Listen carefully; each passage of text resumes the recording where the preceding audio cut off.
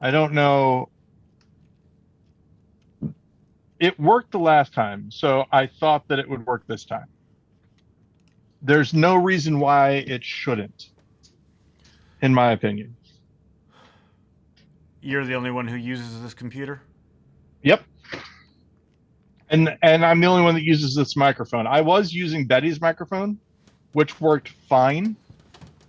But this one then also worked fine when I got a new cord for it. Maybe this cord went bad, but I don't think so because, like I said, the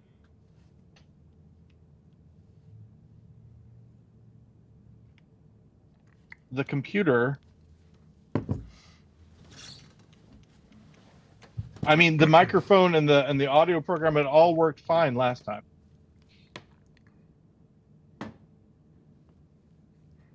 And oh, look, at least a new. All right. So a new window opened up this time, which is good. But now Audacity is not responding. It has Let's the see, updates. audacity to not respond. New updates, applications. Oh, by the way, we are live right now, so everybody. Hey, everybody! Nobody's here, but everybody who dares to watch the beginning of the show can watch you try to troubleshoot your computer once again. Jesus Christ. All right, so let's try it again. So, audio production. We are choosing Audacity. Audacity is coming up. Discard projects. We go to File. Let's go to our Preferences, which we found our Edit Preferences. Playback device should be blue microphone. Recording device should be blue microphone. Yeah, it has a playback out of it as well. It has a little headphone jack thing. Okay, I'm gonna hit OK. I'm gonna hit record. And so what's happening now is that a new track does show up, but it's not actually recording anything, if that makes sense. Yeah. So that's at least different.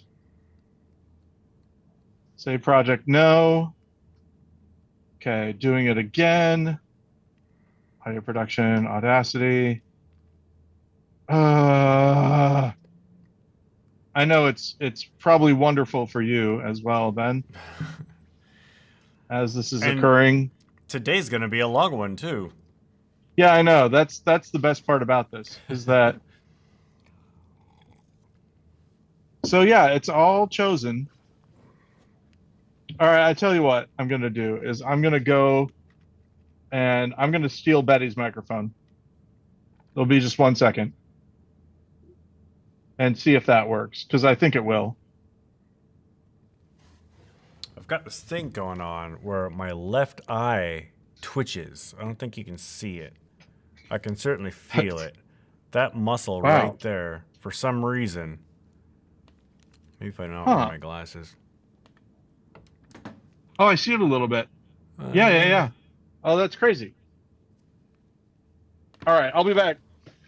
That is. And again, you'll be able to hear me because I'm nothing short of still going to wearing my headphones. We can hear you. The stream can still hear you. The stream just now saw my eye in close up. Yeah. So I'm going to take this, and if this actually works for Betty, if this microphone does, then maybe it'll stay up here permanently. Jennifer, this again stopped working. I don't know what it is.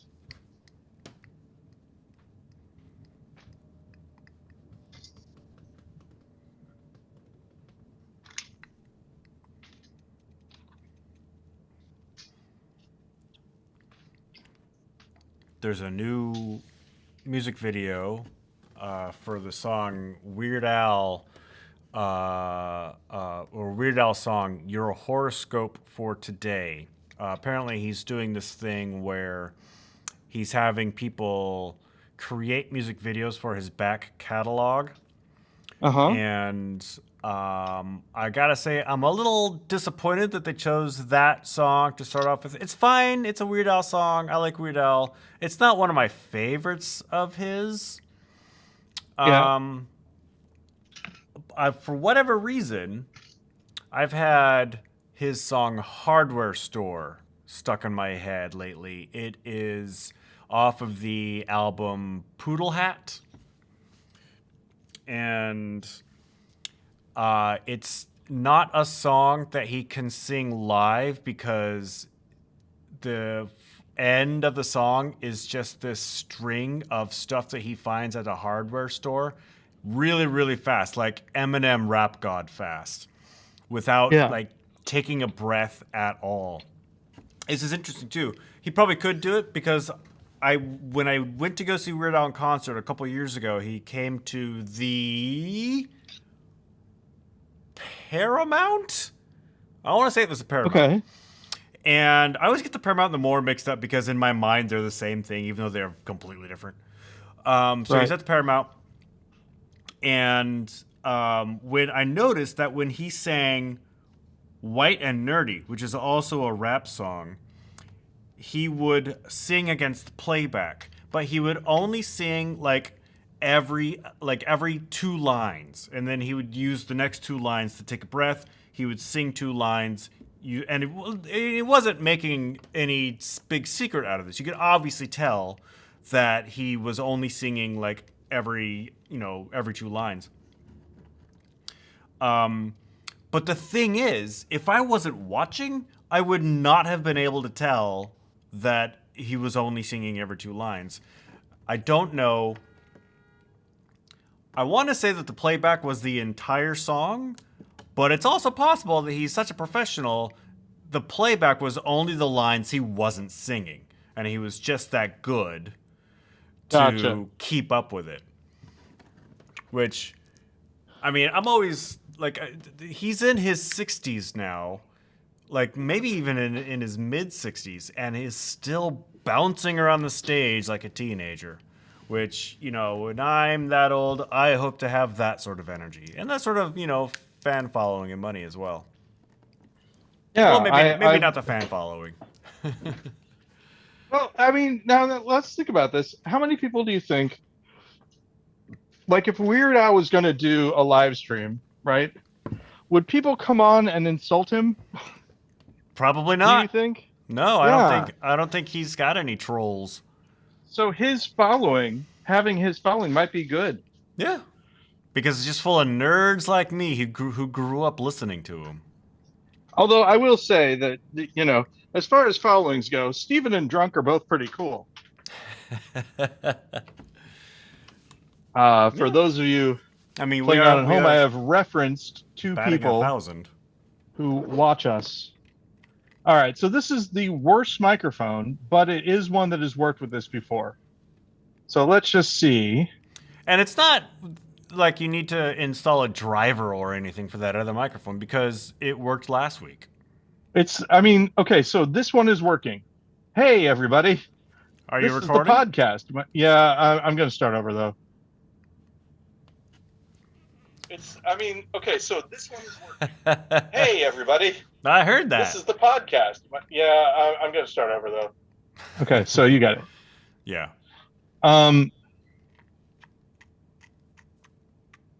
Yeah, because last time I had to... Oh, interesting. It's not allowing me to lower it. Lower the volume. Interesting. Yeah. Pump up the volume, pump up the volume. All right, well, I think we're just going to go with it. Alrighty. Hey, Ben. Paul Goody. So this is going to be a wonderful time for people because actually it's going to be fine for other people. It's going to be wonderful for us because we're starting 15 minutes late because I had audio problems. And then also we're going to be recording for 2 hours. So for a user experience, I'm not sure how fun this is going to be, but I think it's going to be interesting. for the people, because here's what's going to happen. You're going to be listening to us talk now, and then next week there's going to be another episode, and it will be us, much like let's see, Ben, the Evil Dead franchise. The Evil Dead Between franchise, yes. I think Evil Dead 2 and Army of Darkness. Um, maybe even Evil Dead 1. I'm trying to think. Was Evil Dead 2 just a kind of a remake of Evil Dead 1, or did Evil Dead 2 pick up right where Evil Dead 1 ended? It's an interesting question. Evil Dead 2 picked up where Evil Dead 1 left off. However, the plot of Evil Dead 2 is remarkably similar. Okay. Speaking of which, Ben, have you seen the trailer for the new Evil Dead? Yeah, I can't wait. Movie. It looks really it looks really good, and it looks like they understood, the whole phrase, understood the assignment. It looks like it's gonna be an Evil Dead film, for sure. More so than the whatever it was, like the 2012 remake of Evil Dead. Which I'm not even. Bruce and Sam were like still EPs on that one, and it was more of a like sincere horror movie. Right. And this one looks like it looks like it's gonna be real horror, right? But there were some moments through the trailer where I was like, oh my god. Yeah. Now see, here's the thing. I don't remember the name of the director, but I'm a big fan of his film A Hole in the Ground. If you haven't seen it, I recommend taking a look. It might be on Amazon Prime, it might be on Netflix, I forget which. But it's called A Hole in the Ground. A Hole in the Ground. And it's a horror film.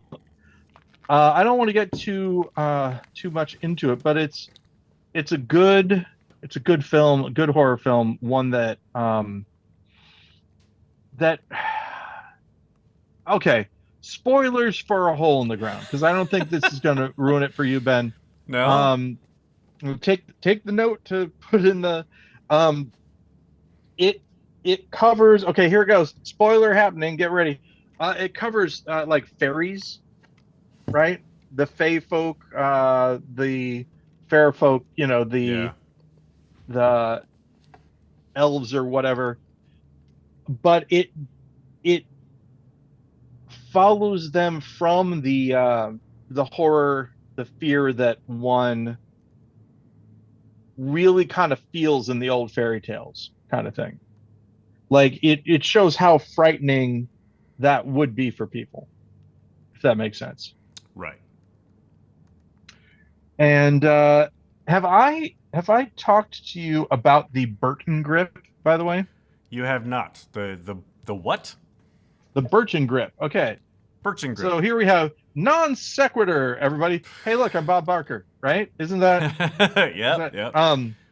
So these are mallets that one would use, when you're playing the xylophone. You might do it like this.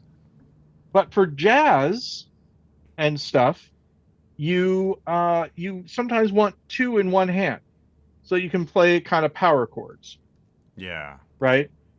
So there are a couple ways to do it. I think it's the Stevens grip they call it, or something like that. And I used to know how to do it before I switched to what I'm using now. I think the Stevens is this, and it's the one that's the most popular, where you kind of have it, and you see they don't cross over in your palm. There's one that's held by these two fingers here. Oh, did I cut myself? Yeah, huh. Interesting. How do you taste? It's held kind of, not so good. I'm doing that, Ben, so that people aren't tempted. Yeah, I don't know. Not great. Not great. Not great. Delicious. So you've got this one here, and then you have this one like this a little bit. And the idea is that you hold them kind of parallel to each other, and you're hitting them like this, right? And you go in and out like that. And that's how most people are taught here in the United States. But there's this guy named Burton who had a grip that is named the Burton grip after him. And the way that you do this one is basically you're holding this like this, and then there's just another one that goes in, crosses over that one. Just joins the party. And they're crossed over. And what it does is it makes it a lot more stable. And then you do sort of in and out like this. Now I'm not great at it. As needed. Yes.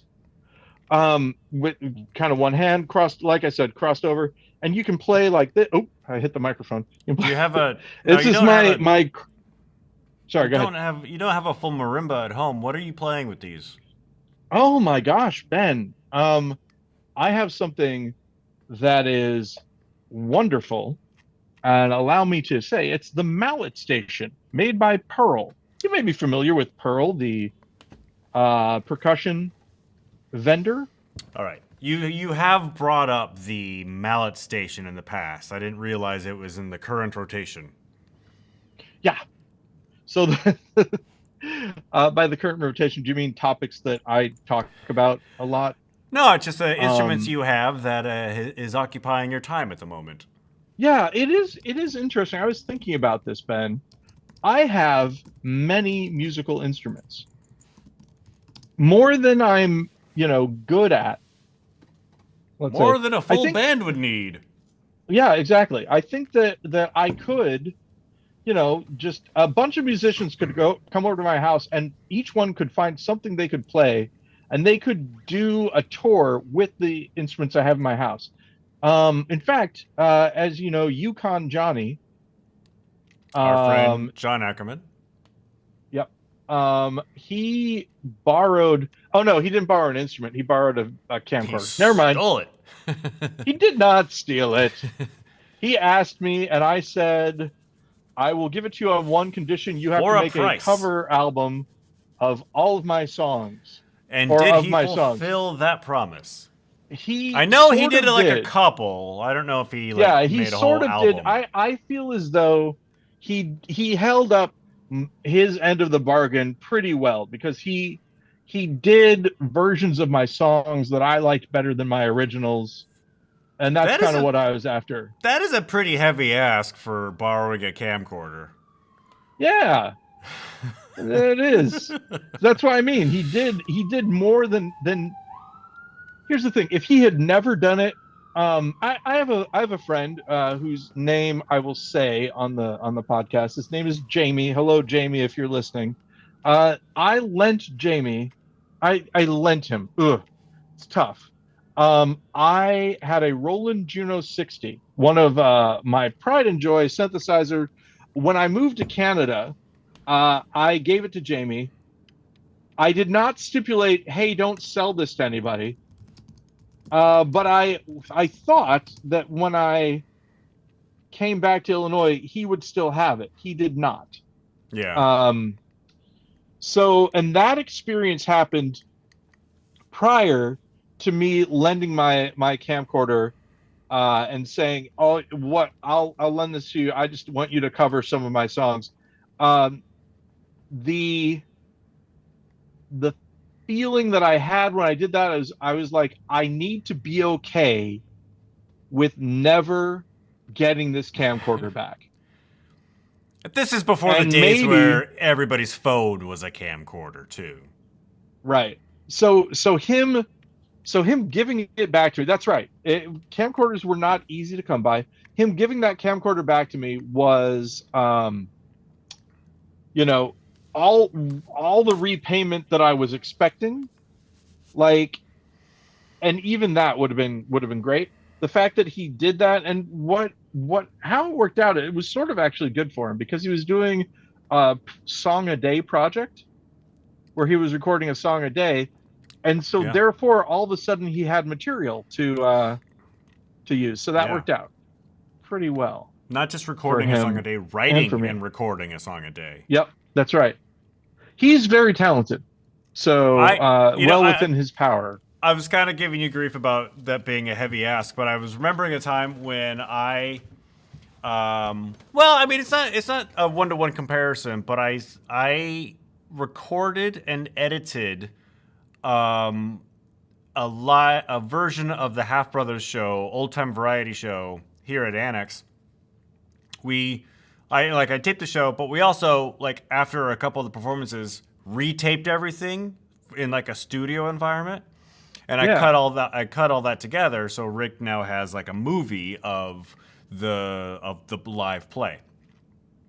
And I told him that the payment I wanted was for the Half Brothers, so Rick, John, and David Nixon, to score a video that I made, which was about a 15-minute long road trip video. It's basically just a time lapse of this road trip I went on.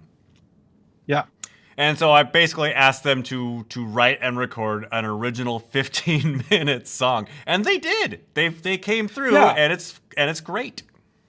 And see, this is, and I think you and I, Ben, I know this sounds crazy, but maybe you and I. That's the title of every episode. Ben, I know this sounds crazy, but yeah, maybe you and I have influenced each other. Maybe we have the same sort of work ethic, mindset, whatever. When you have friends that are artists, you, in my opinion, are better to ask them to do something with their art than to give you money. And there are two reasons for that. One is that obviously, an original piece of art from them is sort of priceless in a way, but also it's good because it gives them motivation to create more things. And so also, it's a win-win. I think, motivation, and also like maybe validation isn't the right word, but I like letting my friends know in like a real way that I like their art. And not just like paying lip service, but and the Half Brothers know that I'm a big fan of theirs. I don't think they're like, oh, he's a poser fan, but yeah. Do the Half Brothers still perform? Have they been? Yeah, they do actually. They awesome. They had a show last Saturday in West Seattle. That's great. I like the Half Brothers. Also, I did not go. If you should return, don't let it burn, don't let it fade. I'm not going to sing it all, but Cranberries, Ben, linger. But no, what I was going to say is if you live in Seattle and you have a chance to see the Half Brothers, if you haven't, check them out. They're very good. Yeah. And, here, this is what I would, it's interesting for me to say this, but I consider the Half Brothers kind of a super group in that each one of them on their own is an accomplished solo musician and solo artist. They have each of them has produced something on their own that is noteworthy and exceptional. And then they get together. Yeah. I have albums of each of them, from each of them. Yeah. Full of solo stuff. So, and is John in Awesome as well? He is, right? Yeah. So two members of Awesome and Rick Miller. And Rick Miller is, of course, from Rick Miller fame. Too bad about Rick Miller's name, by the way. And the reason I say that is that there are so many other people whose names are Rick Miller that if you just look at it, it's one reason why being Paul Goody on the internet is okay. There aren't that many others of me. It's funny. I was just thinking about that same thing last night because I'm watching the TV show The White Lotus on HBO, and it's created and written by a guy named Mike White. I know two other Mike Whites. This is the third Mike White that I've experienced amongst, I'm sure, countless others. And I'm like, now, I mean, there are other Ben Lawrences out there. Very few the way they spell my name. Did not. Oh, and that's something I hate about Google. I'll just Google. You don't have to suggest the other Ben Lawrences to me. Well, I didn't spell it wrong. You have to put quotes around to be like, just look for this one. And Right. even Did now, you like, mean blah blah blah yeah, blah? they're getting it's getting even worse about those corrections as well. Yeah. Like, they'll say, very few results for Ben Lawrence the way that you've spelled it. I've also included these other things for Ben Lawrence. Now, granted, there's a chance someone else might have spelt your name wrong, in their thing of you. So then maybe that will be helpful, but maybe not. If you Um, do a Google search for me, you know yeah, how Google has like it'll put like everything in your search. It's actually a thing that Google yeah, does. They don't want you to leave their website. So if you say, what is 30 degrees Celsius into Fahrenheit, it'll just tell you on the search result. It yeah, won't link to a page where you can do the calculation. It also has images, right? It'll just say yeah, without even clicking the image icon or the image button, it'll just put yeah. images in the search results.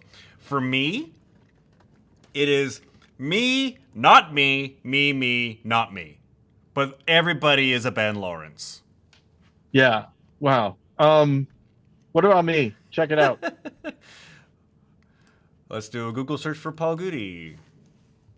Now, the me, not me, those are the images of you. Is that right? Yeah. Okay. Let's see. Paul I don't Goody know. biography on imdb.com.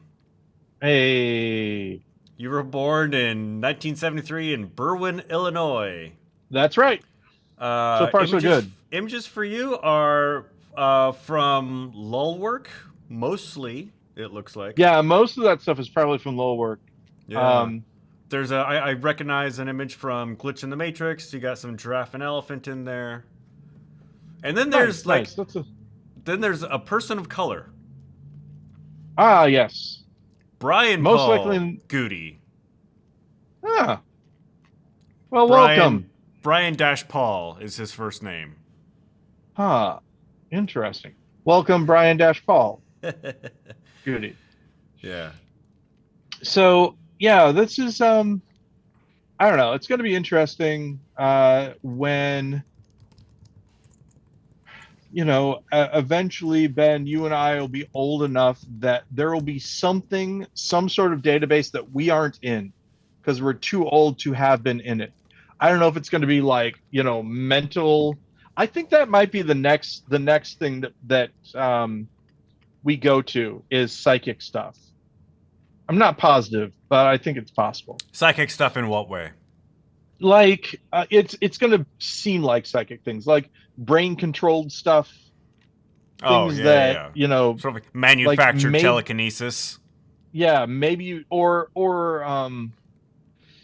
I think that what's gonna first be are devices that you just think at and they do stuff. Well, I Like, mean, Elon Musk is currently experimenting with Neuralink. yeah, Now, but what that Neuralink is and what it's supposed to involves, do, I don't really know. I believe it involves implants of a sort, Yeah, and and I they've I been feel like widely unsuccessful so far, from what I hear. I feel like what I mean the barrier, right, to the regular consumer. People aren't going to want something that you have to implant. They're going to want something that you can just, You put wear. on like a headband or whatever. Yeah. And already, I mean, I don't know if you've seen this, but at the Science Center, there was a neurofeedback thing, and the more relaxed you are, the ball comes to you. Hmm. Does that make sense? Like, it's a biofeedback thing Yeah. where you're playing against another person to be And the you have most to be relaxed. more. I would lose And that game. here's the crazy thing: I'm very good at it Yeah. because and I think it's because I can wire my impulses right to the more relaxed I become, the better I'm doing, and therefore my urge to get nervous becomes an urge to get calm. Hmm. Uh, oh, speaking about which, I watched Firefly uh, for the first time in a long time, and that's TV one of show. the fun things about Wash, Wash. uh, the pilots. how calm he becomes when he's flying. Yeah. It's really nice. Um, I love Firefly as a show. Um, I don't think it's become as Jennifer, problematic as, say, Buffy, the Buffyverse, due to Joss Whedon's uh, uh, the revelations that he was just a terrible person on set, especially to women. yeah, there are some things. There's an episode called Trash, um, that Jennifer pointed out. Um, the fact that it's called Trash and it's about women. The main plot line is about women is something problematic for sure. Yeah. Um, but yeah, I mean, it is one of those things that a lot of, and if I can put this in the right context, a lot of the right people enjoy it. A lot of, a lot of the queer community, women, you know, people of color, lots of fans of it are, you know, enjoying the show for its merits in a way that, and it, I personally can't say this necessarily, but I think that I can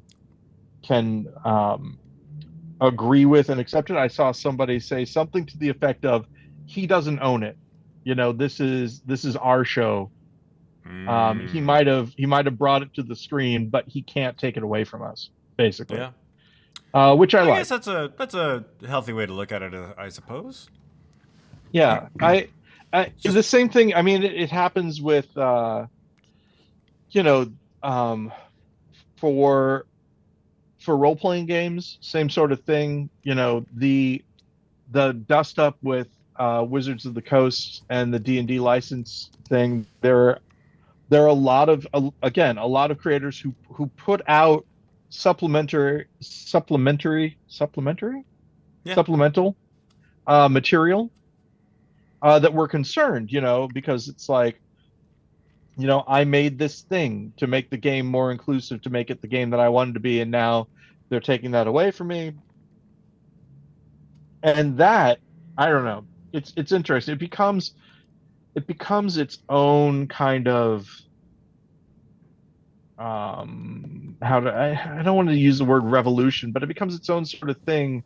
One of the reasons I like the indie role playing game group, because it's like, hey, you find this thing owned by Hasbro to be problematic.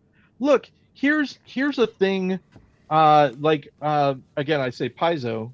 I might be pronouncing it wrong, but the people that did Pathfinder, uh, they unionized the workers for it. They're their own folks. Yeah. They aren't beholden to a large corporation and all that. And you hear, I mean, the whole idea that Dungeons and Dragons is under monetized, and let's do a thing where, and I'm making this up, right? I don't know that they said this, but looking at how video games work, you could imagine this, right? They should spend $1 to get a stat block for a new monster. Instead of buying a $50 book, then we can get $100 off of them if they want to have all the monster stats or whatever. Yeah. It It was one of seems, those. The reason I heard that this whole like rescinding of the open game license for D&D came about is because some sort of like internal audit at Hasbro / Wizards of the Coast determined that Dungeons and Dragons is a like has sales or value of like over $1 billion in the marketplace, and Hasbro was only making in the hundreds of millions of dollars. yeah. And so Which, I mean, and now it's kind of which backfired because they're losing subscribers to whatever the subscription D service and D is, and Beyond, D yeah, and D Beyond, and people are kind of like, Yeah, their Yeah. Dungeons and Dragons isn't going to be as big of a thing in the culture anymore. Maybe. I mean, and that's the problem with it being owned by a corporation rather than the people that like and make the game, Yeah. right? They're in it to, and this is the thing that I liked. And again, I hate to I hate to bring up the specter of AI art again, but one of the things that I liked about Midjourney as a company Speaking of was that they lawsuits. weren't. Oh wait, what happened? Oh, Are there keep lawsuits on happening? your thought. Oh, oh, Yeah. okay. It's No, starting. so they were like, we're not going to get bought out by a company. We want to do this ourselves. We have our own Yeah. thing. We aren't a corporation. We're not here to make money. We're here to make this product and explore the things we want to explore, which I thought was really nice.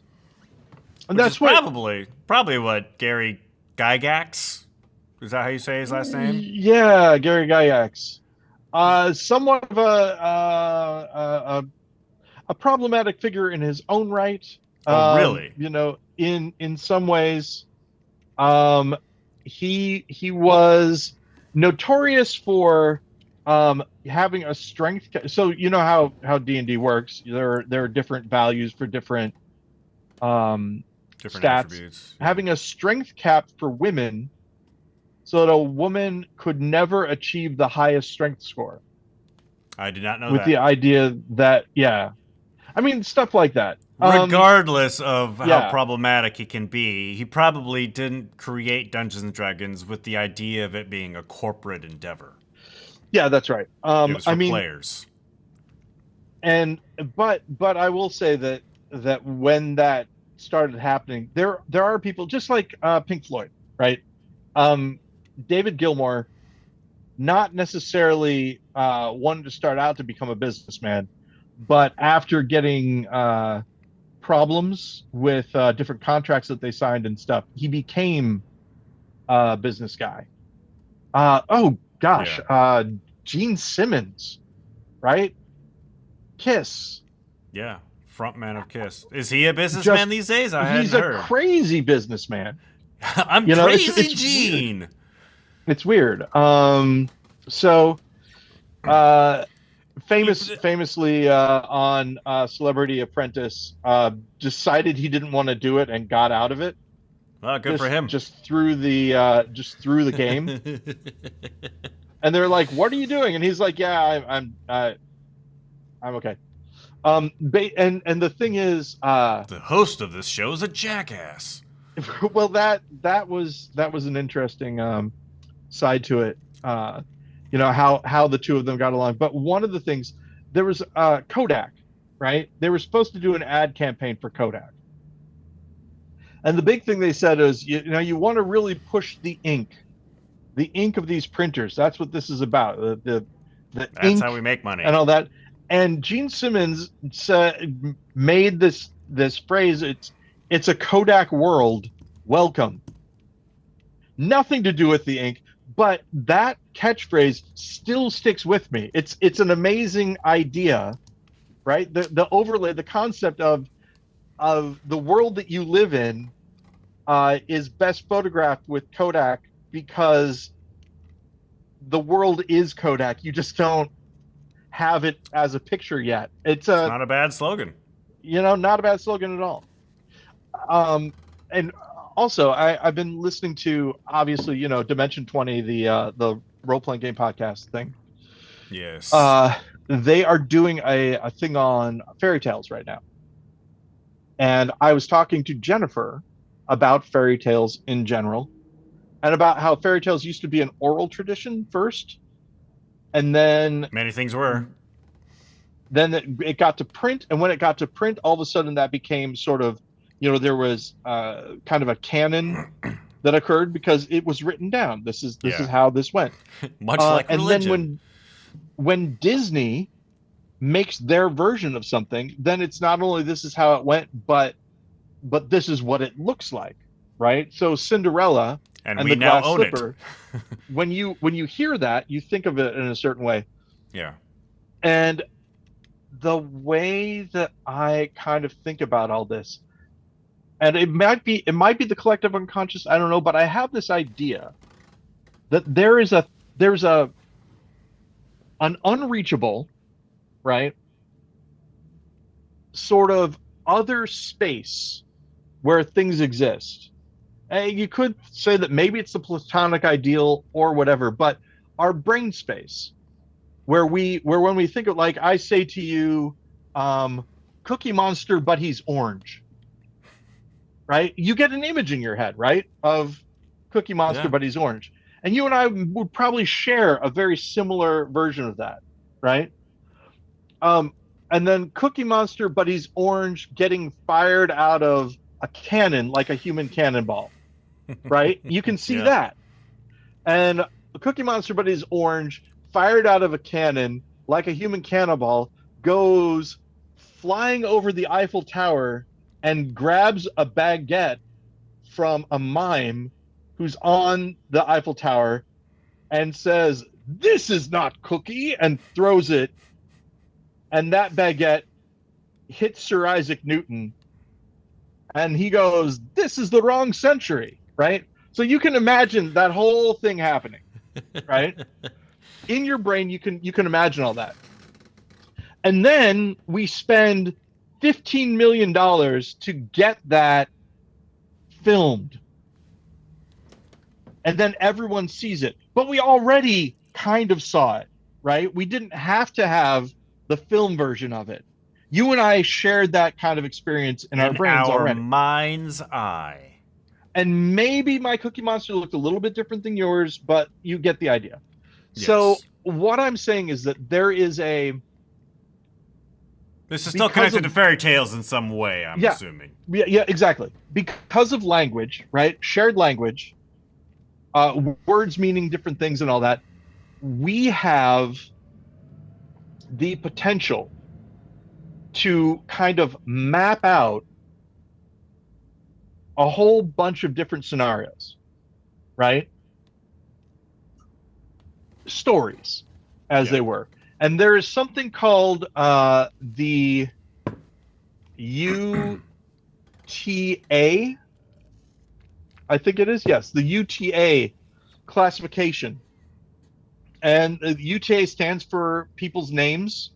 UTA classification system of folklore. UTA, the last names UTA of three different people who are all involved in this. Uda Thomas And Anderson. one person was from Finland, I remember. I think it was someone from German, someone from Finland, and then an American. Um, and the basic idea is that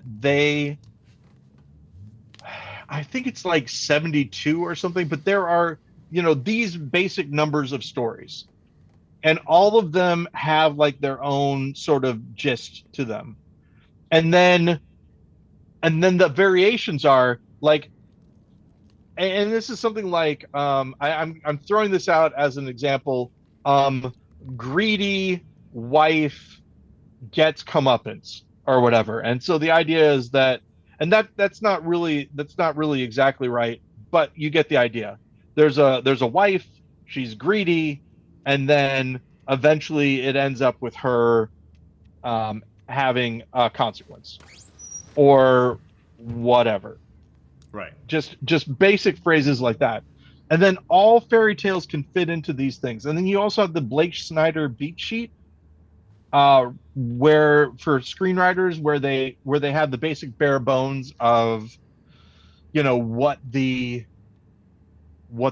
movie is about, rising action, falling, Dark Night of the Soul, and all that. And his basic idea is that every movie follows these points, and it kind of is true. But then the layers that you put on it are different, right? Yeah. So as you and I, Ben, move into the future, we will see a bunch of different stories retold, and as we get older, we're going to be able to recognize them more. And there will be different trappings and all that.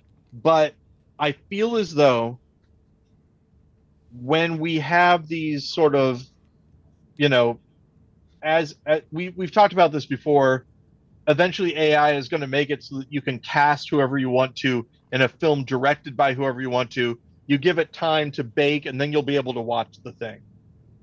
And I feel as though as that becomes more and more of a thing, those bones of stories are going to become more apparent because we're gonna recognize, oh well, this is just this plus this plus this. And the reason I mention this in context with AI art is because, and this, I still want to hear what you were talking about as far as lawsuits go, because one thing that people are talking about before I left, the thing that people were talking about is, well, there should be a way to find out what pictures went into making a picture. You should be able to backtrack to those people, and then those people should be able to get royalties on the picture that you made. And my immediate fear is that someone would take Giraffe and Elephant, run it through, and go, oh, well, all Giraffe and Elephant is this artist and this artist and this artist. I would like, no, I drew that myself. And they're like, doesn't matter, human or computer, you know, your influences now get to be paid by, that's the thing I'm concerned about, because we all take from everybody, that everything is a remix deal. Yeah. The future is just going to be. I mean, you can say that the now is just remixed of art that has come up until now, right? You can see bones of Chaplin in movies. You can see, like old oral histories, retold in TV shows or whatever. If you look for it, it's not quite like numerology, but if you look for it, you'll find it. Yeah, exactly. And I mean, honestly, I don't know about you, and I'm sure that I've talked about this before. Search the audio, as always. Or let an AI do it. Yeah, exactly. Well, isn't that what it probably? That's probably who's searching the audio at this point. But I love covers. I love covers. I love remixes. I'm a big fan. Give me a song that I like, played by a band that I know from another song that I like, and I'm over the moon. It's really one of life's simple pleasures. So, Come to Daddy by Aphex Twin, played by the Dillinger Escape Plan, sung by Mike Patton. Great song. So both Stable Diffusion and Midjourney are the targets of a copyright lawsuit brought on by 3 artists who allege that these organizations have infringed the rights of, in quotes, millions of artists by training their AI tools on 5 billion images scraped from the web without the consent of the original artist. So exactly as predicted. Yeah, and those of you who have been following this, we've talked about this. I was okay with it. I'm still not totally against it. I feel as though, and I think I might have mentioned this already, but I feel like people are thinking about this the wrong way. I feel like every single image ever created at any time should be in the AI, and then you treat it just like a photocopier. So once the picture is made, if it's a picture of someone else's, then that should be copyright infringement. But if the data is just being used, I'm not too worried about it. However, many artists, including my own beloved child, have said that they do not believe this is thinking about it correctly and fairly to artists, that the artists put in labor to make those pictures. Yeah. And the people who made the AI art generators are taking that labor and profiting from it by using their images to feed their machine, and therefore those artists should be compensated. Well, here's a question. Maybe you've answered, maybe you haven't. I don't know. But like when you were in the throes of creating art on Midjourney, okay with the fact that Giraffe and Elephant have been used to train it, did you ever think of like a possibility, a world where somebody uses your specific art style to do something not the same, not like, Tiger and Gorilla are friends or something, but, your art style in a children's book, making money off of that. And it's obvious, it's very obviously your art style, however you want to consider that. Yeah. Okay. So, and it's really tough because I'll tell you, not even making money, right? Um, in Midjourney, there is a way that you can take the seed of what someone did and make your own images off of it, if that makes sense. So I had a picture that I made in Midjourney of a red-haired woman who was Eris, goddess of discord, and somebody took that seed and made a whole bunch of their own things. And I felt just emotionally this twinge of, hey, my stuff. At first, what happened was I was like, I don't remember making that. Yeah. And then I saw that somebody else had made it. And at first, I was like, hey, my stuff. But somebody on Midjourney, one of the people that was using it along with us, wrote, not to me, but just to everyone in general, it's amazing to me how many of you feel as though you're being ripped off, quote unquote, when somebody makes a version of your image, when every image that you're making on here was, quote unquote, ripped off in the same way from some other artists. Yeah. And that really hit home. That really changed the way that I was thinking about it. And so I viewed it not commercially, right, but as a collaboration with everyone. And that made that person making that off of my image okay. Because all of a sudden we're just all working together. If someone were to, like, I'll give you another example. I drew Giraffe and Elephant in a guest book for this restaurant. Someone came back in and drew over my stuff and put like a mustache on the giraffe and made the elephant have, genitalia and whatever. And I didn't like that, right? Yeah. That kind of alteration could happen. I mean, I'm sure Bill Watterson's not a big fan of the Calvin peeing on stuff sticker. Although I thought about this, wouldn't it be funny if Bill Watterson actually was the one who made those stickers and just made tons of money off of it? I think that would be hilarious. Back in the 80s, there was a big rivalry between the Seattle Seahawks and the Denver Broncos. More specifically, between Brian Bosworth of the Seahawks and John Elway of the Broncos. And there were, in Denver, these T-shirts that were being sold that were these anti-Brian Bosworth T-shirts, right? Sold like hotcakes because people in Denver hated the Boz. Turns out the Boz was behind those T-shirts and made a killing. Nice. That's like even better than betting against yourself because that's wonderful. Yeah. So I feel as though whichever way this thing goes, right? Whatever the decision is on this is going to color, the future of how things are going. I think I mentioned this already. The artists that I talk to about this, like the people who make art for a living, like that's their major source of income. Whenever I tell them about this, they aren't like, oh, that's taking money out of my mouth or whatever. They're like, oh, that's interesting. I want to check this out. Yeah. But the people that care about, art stuff don't feel that way. I mean, it's I think there's a weird, like, okay, if you're, so Ben, let's imagine you are an actor's equity. You're not, that I know of. No, I never. But let's say you were, right?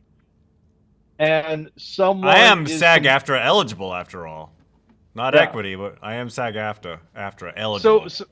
So let's say that, let's say SAG then. Let's say you're not a member of SAG, but you're able to, and someone who is also not a member of SAG is complaining about how people that are on non-SAG products and projects get exploited by the people that run them. Right. You as a member of SAG are going to listen to that complaint and go, yeah, that's why That's why the that's union why exists. the union exists, because you should be a. That's sort of how I have seen the people who, and again, if anyone who's listening here is an artist who, does commissions for, like, things and all that, the people that say you're people can't pay their rent because of this, the people that say that, in general, from what I've seen, are not paying their rent through Yeah. the art that they're selling. I mean, it's that's interesting because for like the three artists that are behind this lawsuit, it's I don't know what their motivation is for suing Stable Diffusion, which I'd never heard of before, or Oh, Midjourney. because But is it because they think that they are losing work, or is it because they're trying to protect sort of like the purity of visual art? I I feel as though this is kind of, I think it's sort of twofold, right? And the thing is that whenever we talk about this stuff, people get two things confused sometimes. There's the there's the training of the AI, and then there's the art that the AI, or the images that the AI Right. generates, right? So for the training of the AI, which is what they're talking about, because they're talking about how it's using these 5 billion Yeah. people's things. If they were saying that the AI was creating these 5 billion images, and therefore these people can't sell this, or it's copyright infringement because they're making these images, then I feel as though the lawsuit wouldn't go anywhere, right? Because it could be proven, okay, take your image. Okay, this image isn't, like, one of the things that the guy who ran Midjourney would say is, normally when people say you've taken my art, we haven't used their art in Right. our system. Um, so that's number one. Just because you're in the 5 billion people that, and it's I don't know if it's pronounced lion or LAION. That's the database, right? And what the database is it's a URL of an image, and then keywords for that URL. That's all. This is why people aren't going after LAION. First of all, it's purportedly, right, doing this just for research purposes. But number two, it's not using any images. It doesn't have any images. The database has a URL to where the image is, and the keywords. So the reason they're going after Stable Diffusion and Midjourney is because they most likely think that Midjourney and Stable Diffusion at one point in time went out, got those images, and then trained the AI on those Scraped them off images. the internet. But in fact, it's really possible, and I don't. It gets weird when you get into the technological part of it.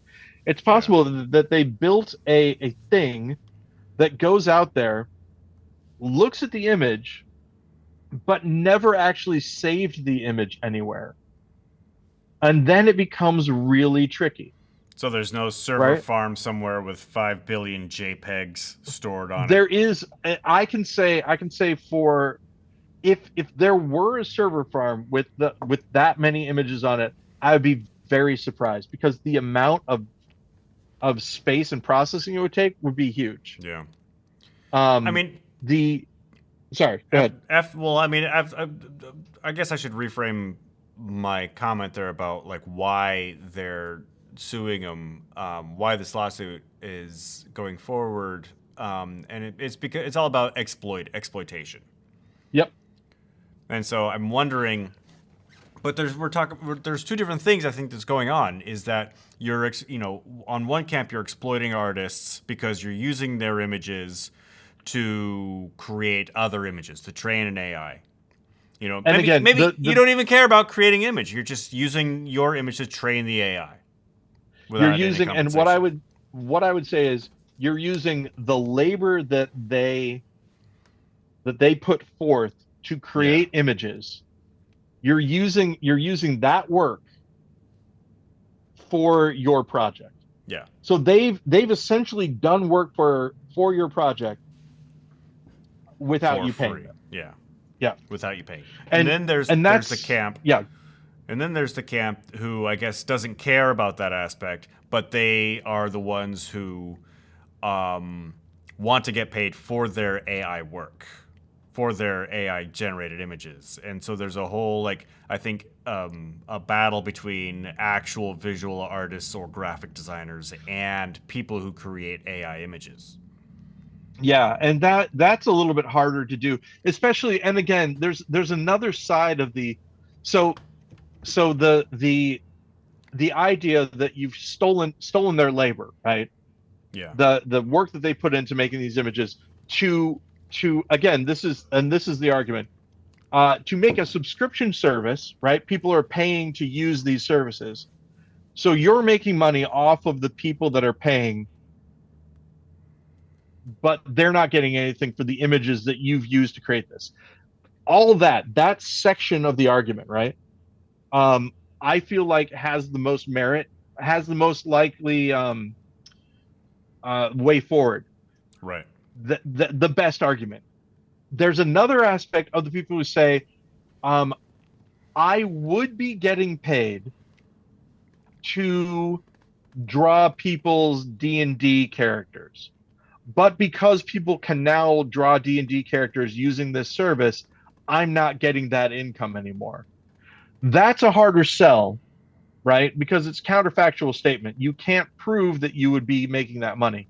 It's Right. very similar to somebody who said, if you didn't run this article about me, I would be getting multi-million-dollar movie deals. Well, maybe, but maybe not. That's a tougher sell. So that's a harder one.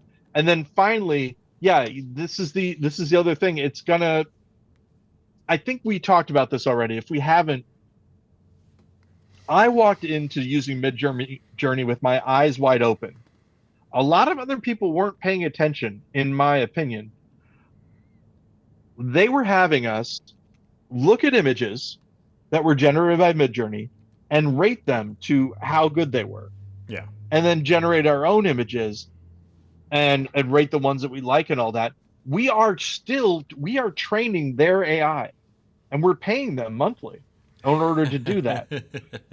So I think there's a possibility of another lawsuit eventually by the users of the services themselves saying, we paid you to do labor for your company. Again, I don't feel bad about it because I knew what I was signing up for. I Yeah. mean, really, the way that it was working, if you were to believe the company, and I have no reason not to, the amount that we were paying offset the cost of running the servers that were running I think some of the plans that they had people on were actually operating at a loss, in Yeah. fact. But again, free research and training their images, so I or mean, I training don't their know. service. I don't know what the backing is for these things, but like if Midjourney was a project of like a research university, there's funding behind that. Yeah. The funding side of it was always, people would bring it up. It would get, no one would really talk about it too much about who's funding what or whatever. Yeah. Um, but but it was funded at least in a large part by the user base through subscriptions. So, and again, that was the other reason I stopped, because Betty was like, you're actually contributing to this, which I find problematic, and it was enough for me to go, okay, well, Yep. I won't do that anymore. Well, it's a good thing you listened to your kid. Yeah, yeah. And I think we talked about this before, but um, when the when the old white man is told by a member of the younger generation, "Hey, what you're doing is wrong." Historically, it's never been the case that the old white man's like, I think I know what I'm doing. Yeah. I I know think better than everything's fine. you. Yeah. I made it this far in life. Hated by my So community. Yeah, that's right. Um, oh, that's another thing that I find really not interesting, but yeah, sort of, I guess. I'm changing the subject, but I think this will make sense. We got Taskmaster. 5 minutes left in this episode. Yep. Taskmaster. Have you watched it? Have I you have seen not. episodes of it? It's a BBC Okay, show, yeah? you should check it out. Yeah. It's worth it, but I can't get it on BritBox, unfortunately. So I have to watch it, clips of it on YouTube.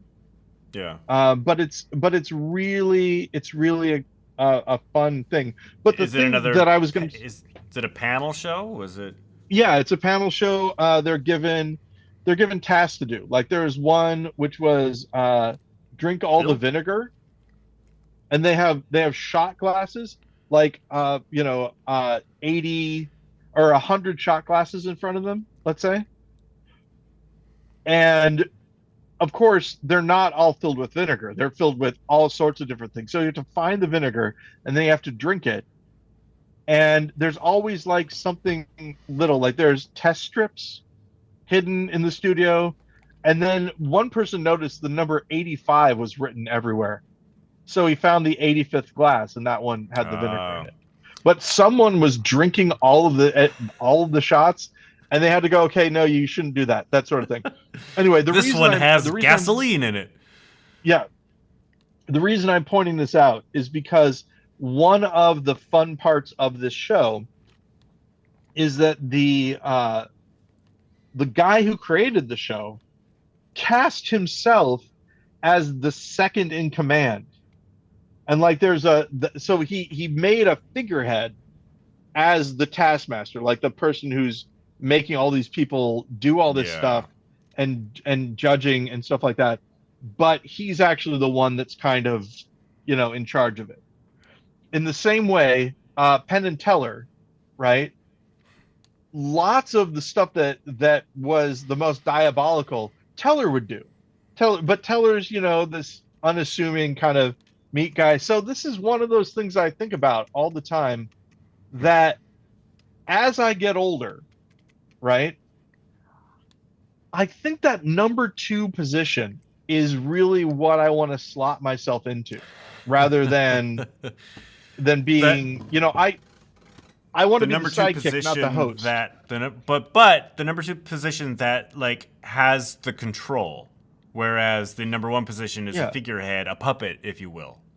And so to bring it all back home, I think one of the things about GudeLaurance that's so interesting is that we are kind of, we would be the sidekicks in any other show with a strong personality. They would be the heads, and we would be the Andy. We're 2 Andy Richters, basically. Yeah. There's gotta be a 2-person sketch group out there called Sidekick or Sidekicks. Yeah, exactly. And if we had thought of that at that time, it would be. But we are the second in command, but because we are ourselves, we're an Ouroboros of, and therefore equal. It's fun. It's just an interesting thing to think about retrospectively. And speaking of an interesting thing to think about retrospectively, we will be bringing in everything we've just talked about into the next episode, which you won't hear for another week. So we're going to be missing out on a lot of historical context, a lot of things. A lot of stuff has happened. Okay, so let's close this out, and then we'll reference that again. So, hey, Paul, it's the end of this episode. Yeah. Hey, Ben, but I got a twist for the people that have listened this far. What's that? This episode, first one recorded. Yeah. Second one released. Oh, no. So the people who listen to the first one and know that it's the actual are going to be really surprised. I think it's like, great. It's like the call-in show. Exactly. Yeah. Yep. So this if you've listened this far, no one's going to, but if you've listened this far, this is actually the first one that we recorded. and we were talking about how it's going to be back to back, but you've actually just listened to the first one we recorded. All right, hey, keep So your we're recording going. Don't pause. Don't stop it or anything. So, no, I thought I would have to because I need to upload it. We're gonna have to upload it in. I'm gonna upload number 1 while we're talking, and you can download it, and then I'll upload number 2. Does that make sense? You can't keep them up at the same time. I don't think I have enough bandwidth or space. Sure, you do. In Dropbox. Really? You think so? Yeah. Hey, all this is still in, by the way. Okay. Just keep it going. So you want me just to keep going? Yeah, and if the Dropbox doesn't work, we'll figure out another avenue. But all right, so it'll be up to Ben to decide when to cut this. But yeah, now I'll let you know when to cut it. I'm gonna say keep it wrong, Paul. Oh, hey Ben, keep it wrong. All right. Talk to you. See you next last week. We'll see you last week. We'll see you last week. All right. All right, and oh, I didn't. You're fine, right? That's okay. Right. Although it doesn't, I'm wearing gloves, so it didn't really make a noise. Yeah. Hey, you've caught us kind of just in the middle of recording. We've already started recording some of the show. This is Paul Goody with my friend GudeLaurance here. Paul Goody, and we're once again, as always, recording an hour-long conversation. It's not often that we describe what the show is at the top of the show, but here we are. And pretty exciting. Just so that you know, we're recording shows back-to-back because we're going to be taking off this is the number of this episode is 360. We've done 360 of these things. That's right. It's come full circle, ladies and gentlemen. And those of you who listen to the end of our shows will eventually know what that means. So that's all I'm saying. Just listen to the end. Listen. Oh, I hate that sort of clickbait. Watch to the end. Yeah, but in this case, I mean, seriously, I don't care. You can go ahead and like skip to the end of this if you want. Yeah, I still feel like if we record 2 shows back to back on one audio file, it may stop the Dropbox from. We'll see. I could be. Here's the thing. I did take away some stuff, because I was in.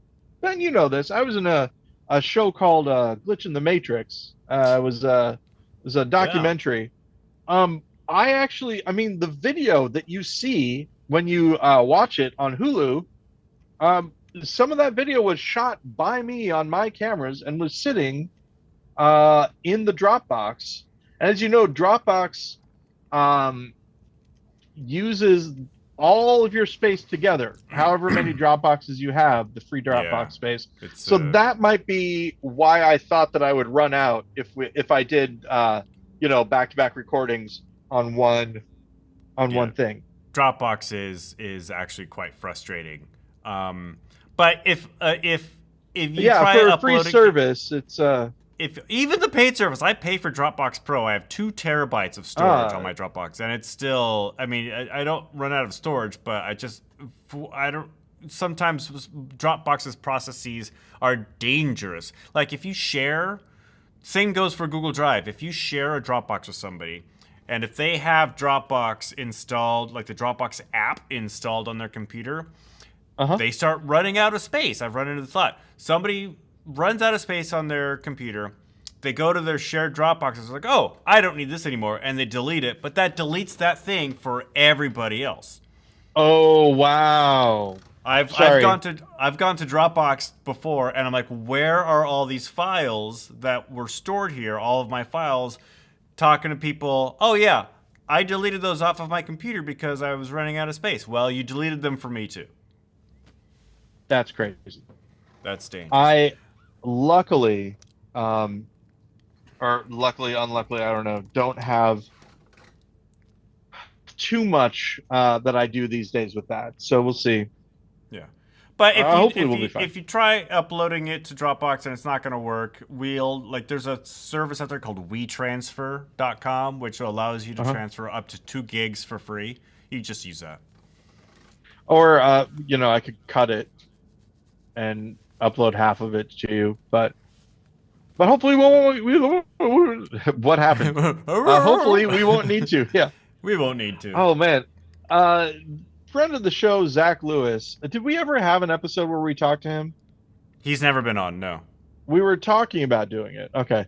There was one thing I did to him. I said, I've got a bad case of dog jaw. He said, dog jaw, and I pointed, and then he went in to look where I was pointing, and I turned my head to it and went, "Roar, roar, roar, roar." And he has claimed that I damaged his hearing at that point, which I can believe. You might have. This is not a confession, however. These In are my fact, that story confessions. might be fictional. I seem to remember Jim Carrey doing that in a movie. Oh, maybe that's what I was thinking of. Rather than an event that occurred. An event that happened to you. Yeah, exactly. So, for those of you who are interested, today is January 19th, 2023. That's when we're recording this. Yes. And I have, once again, not really paid attention to anything going on in the news. I do have one story that I know about because Jennifer, my wife, told me about it. Okay. Is this Ben gonna guess the news? Yeah, Ben, go ahead and guess what. What's the story I'm thinking of? Well, now use all your knowledge of me and my life and Jennifer. What type of story might Jennifer be most interested in that was in the news recently? What type of story might she would be most interested in? Yeah. What can you remember, like parties and stuff like that? What newsworthy events does my wife, Jennifer Pratt, focus on a lot? Sort of putting me under the gun here. You're assuming that I remembered what we all talked about at parties 20 years ago. Yeah, that's right. Would it have something to do with politics? No. Would it have something to do with technology? No. I'm thinking of one thing in particular. And when I give you this hint, I think you may guess it, and if you don't, we can continue to talk it through. But Jennifer had sort of a party trick that she would do that went through a transition when the news changed. And this was around the time when there was a I'm going to say, okay, there was a news story, not political, right? A non-political news story that had a lot of people speculating about things, and it took place in the nation's capital.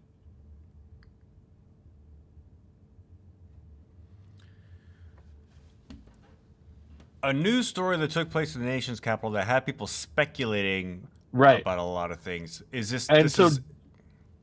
This was a recent history. We're not talking about the right. During 1800s. Contemporary in the news, contemporary to when we were when you lived in Mr. House. This is one of the places where I heard, and like I said, I would say that this is a party trick, kind of. It was a thing that sometimes she would go into about.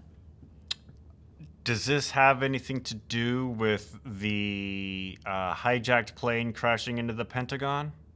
No, but you're extremely close with sort of the way that, or the kind of news that it would be related to. Okay. Sort of. Not. But again, I would say that's even a little bit too political, but not much. Yeah. Okay. Not much. So we're talking about terrorism of a sort. But that yet has nothing to do with it. Oh, are these the snipers? The DC snipers, Ben. Lee Malvo was one of the names. Jennifer used to, when we were at parties, would regale the people at the party with her theories regarding who the snipers were. Okay. And then when the snipers were arrested,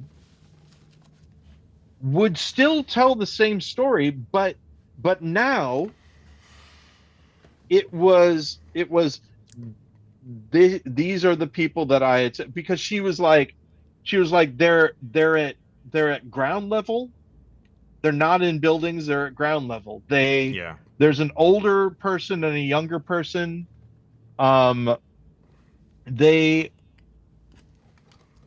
she had, and if she were here she could tell more about it, but she basically profiled the DC snipers at parties. And then after they got caught, she was like, these are my profile, this is my profile of the DC snipers. And she was correct. Yeah, Lee Boyd Malvo, who was 17, and John Allen Muhammad was 41 at the time. Yeah. And I'm closing that page because we keep it wrong here. And I want to say, and you probably know this because Jennifer probably knows this, that the killings appeared randomly. There appeared to be random killings, and I seem to want to say that there was one specific person that they wanted to kill, but then killed a bunch of other random people to throw off the scent of this one person, which might have been connected to the shooters. Now I know that was something that was in a TV show, probably an SVU or whatever, based on Jim Carrey TV show. Yeah, exactly. It was Jim Carrey but if you think about it, Ben, in some ways, every mass shooting is just sort of a remix, if you will, of other mass shootings. Yep. Nothing new under the sun. We really live in a remixed world. Exactly. So you bring this up because did something new happen in the news regarding the DC snipers, or something? No, but okay. So that was sort of her that was her thing, party trick, right? Yeah. True crime and speculation about it, things like that. So what sort of violent tragedy happened within the last couple of days that you may or may not have heard about? And if you haven't heard about it, tell me what it is. I don't know how that works. I'm assuming this is connected. Is this the 6-year-old shooting their teacher? No. Oh my gosh. No. Okay, it's not that. Is it a mass shooting of sorts? It wasn't a shooting. It was not a shooting. No. So I'll tell you what it was, and maybe you've heard about it, maybe you haven't. But Okay. Some people were stabbed in a house. Oh, is this the University of Idaho? That sounds right. Yeah. Yeah, And, I do know about this. My cousin's kid actually goes to that school, and so 4 people were stabbed while they were sleeping, and they did finally catch the guy who did it, like in Pennsylvania. Oh, they did. Yeah. Okay. So one of the things that she mentioned, and this again goes right to the whole thing, that she said that some people were suspicious because there was a survivor who didn't call the police until 6 hours later or something like that, and they were saying it was suspicious, and she said I wouldn't draw anything out of that. If you survived a whole bunch of people in your house being stabbed, you might not want to go anywhere or say anything for some time. Right. And she mentioned, if they had come on scene and found her hiding under a bed, having not moved and having peed her pants or whatever, that would be understandable. But apparently, again, I'm this is even worse than hearsay because I don't remember exactly the details that she said. But basically, she did call it in. The survivor did call it in. It's just that it was way later. And Yeah. Jennifer's point was that even calling it in was kind of, um, brave, even Just though because it was. to the survivor's point of view, the murderer could either still be in the house or come back. Yep, exactly. That's right. Yeah. No, they did catch we the guy. He was oh, a grad when did they student catch him? there. Does it say? They caught him like about a week, 2 weeks ago. Oh, okay. Yeah, he was a grad student there in criminology. Um, okay. Well, Yeah. not great. This might not surprise you. A white dude. It is funny how many people who get into law enforcement are themselves capable of criminal activity. Well, I mean, if you want to believe that that's how law enforcement recruits new recruits, Wait, you look for the violent kid. You look for the kid who's got a beef with society.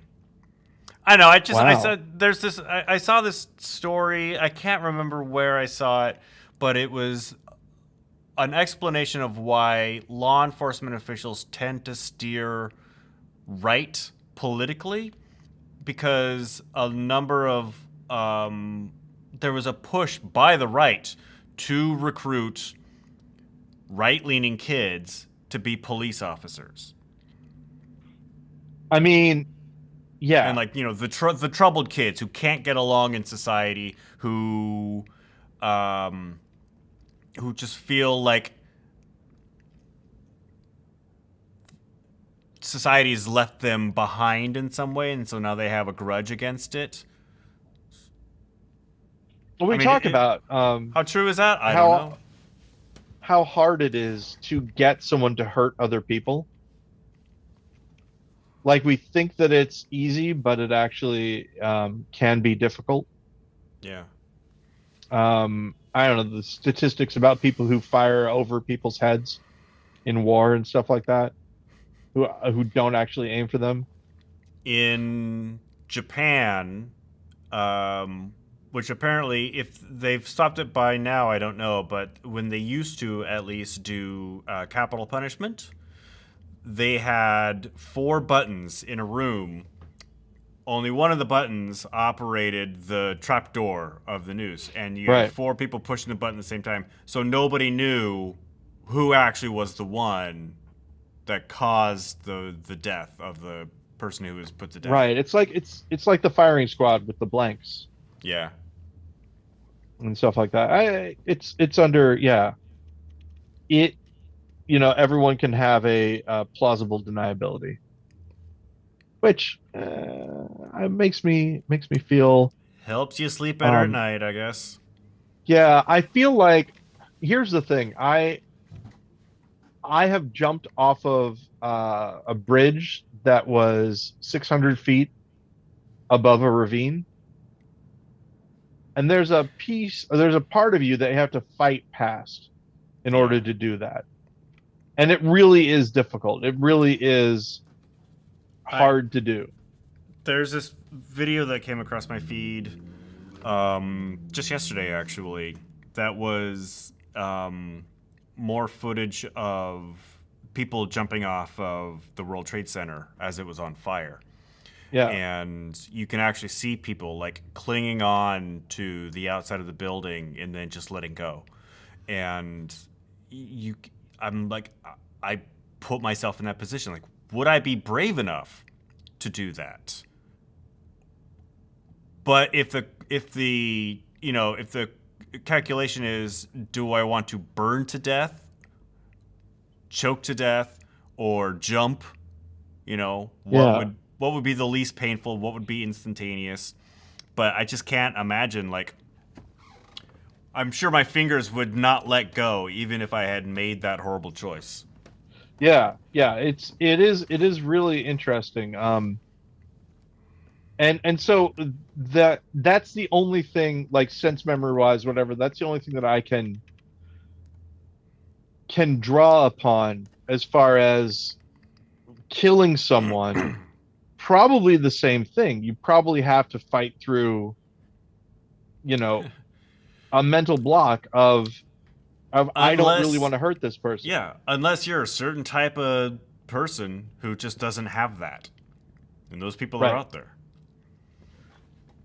And so, yeah, I don't know. It's you've most likely had the same sort of dreams that I have every once in a while, where in the dream you have already killed someone.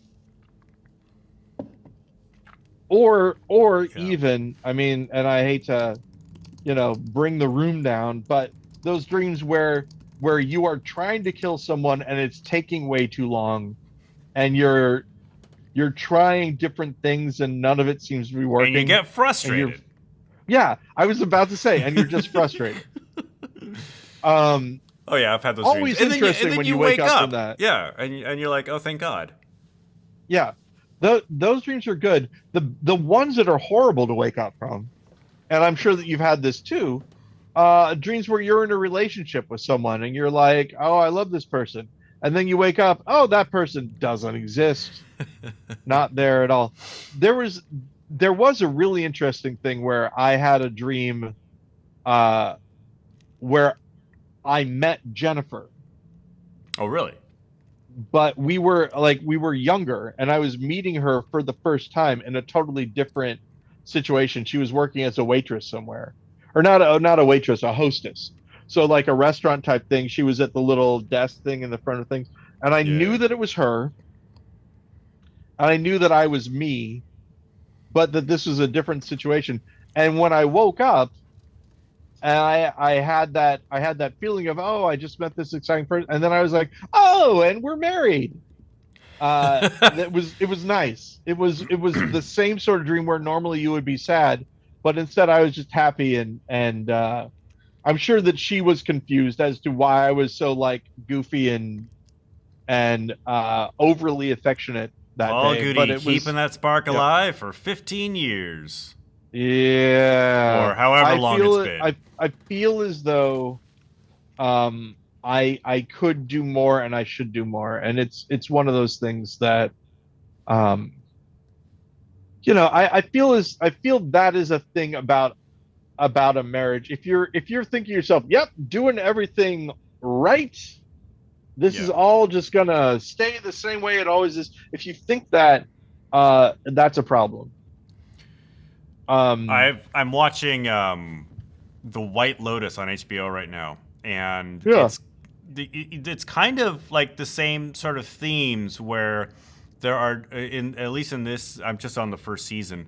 There are two couples. One couple that's been married for who knows how long, but they have like teenage children, and a newlywed couple that's on their honeymoon, and you can sort of. I have to, Ben. I'm sorry. Teenage children.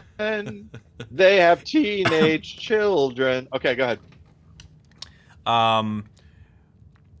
But for those people who are either married or have been in like really long-term relationships, you can see like in the old married couple, oh, if that's what it's going to end up like, a pretty much a like a loveless marriage of sorts. Where you're roommates at that point, or you also don't want to follow the newlywed couple because you're looking at how the guy's behaving. You're like, oh, that's what's not to do as a newlywed married person. Yeah, for sure. I'm looking at Edward's gums. He got teeth extracted, as you know. He's looking all right. The White Lotus, haven't seen it. We both seen It's Glass Onion now. Oh yeah, yeah.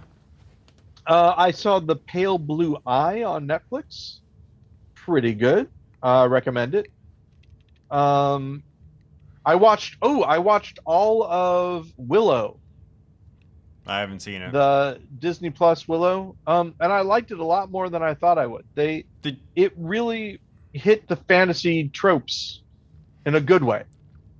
I'll say one last thing about the White Lotus. It's HBO, along with the TV show Succession, is really leaning into the horrible rich white people genre. Mm.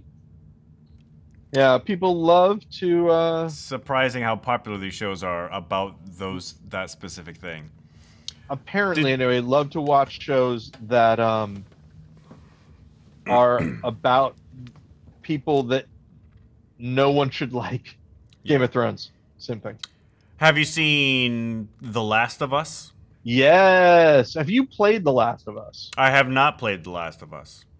Okay, so I've seen playthroughs, not playthroughs, but I've seen gameplay footage. So you might already know this, but this is Ben's going to guess the news a little bit anyway. What was the accomplishment that some people really liked and other people really didn't like that The Last of Us TV show did in their first episode? The backstory? No. Oh. There's something that there's a technical achievement that they did that may be a first. In fact, I don't know if there's any other property that has done this. A technical achievement, not like a storytelling achievement, but a technical achievement. Right, a technical achievement. And I guess you could say it's storytelling achievement, but I really think it would be a technical achievement. I don't remember seeing any sort of like visual effects that blew me away. I did like the opening title sequence though. I'll give you some examples of what I'm talking about. So like, are you familiar with Rope by Alfred Hitchcock? I have not seen it. Okay. Is it a one shot? Was there a one shot in The Last of Us? Okay, so we're getting there, right? So a one shot, right? Yeah. There have been one shots before, so that's not really an achievement, right? But there have been one shots before. Name for instance another HBO show that had a one shot that was really famous. True Detective. That's right. Okay, so we understand, right? True Detective did that one shot. What was interesting about the Gus Van Sant Psycho? What did people say about it? I haven't seen that either, but it was a shot-for-shot remake, right? Right. Okay, so taking those two things into consideration, The Last of Us TV show did something technically they did a technical thing that probably hasn't been done before. What do you think maybe it Perhaps was? a shot-by-shot remake of gameplay footage. Yes. Okay, so from the time that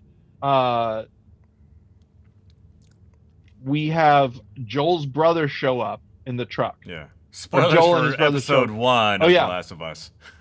So when Joel and his brother show up in the truck, to the after point like where everything hits the fan, you know, the daughter wakes up and like he's gone to pick his brother up from prison. Yep. Or from jail. To the point where again, spoilers, to the point where she gets shot. Okay. Right? You know, it's funny because during that sequence, like you're like the point of view of the you're inside the truck as it's driving through the field, and I'm like, this looks like it could be from the video game. And it was exactly from the video game. Now and when I say that some people didn't like it and some people did, I'm not speaking about like reviewers or things like that. I'm saying this is what I saw. Yeah. Right. I witnessed a conversation where somebody was like, if I wanted to see that, I would just have watched the video game. Right. Right. On a comment on a video that someone else made saying, I just want you to know, people who made this TV show, that the fans saw this, and we thank you for caring about, what we Yeah. did. Well, I mean, So some people really liked seeing it. Other people thought, as we mentioned last week, the creator of the game is the showrunner, or a co-creator of the TV show. Maybe not necessarily the showrunner of The Last of Us, but he's deeply involved. Yeah, no, he is. Yeah, the two showrunners are the guy who did Chernobyl and Craig Mazin. And then the guy who did The Last of Us video game. So yeah. Oh, and how about that ending? Never did I think hearing an 80s song playing on a radio would have such a I mean, that was dramatic as hell for me.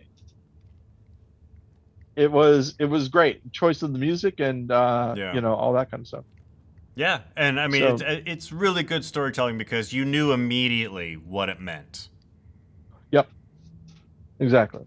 And I feel like the two leads that they have for the show are doing great. I do know that the casting of Bella Ramsey was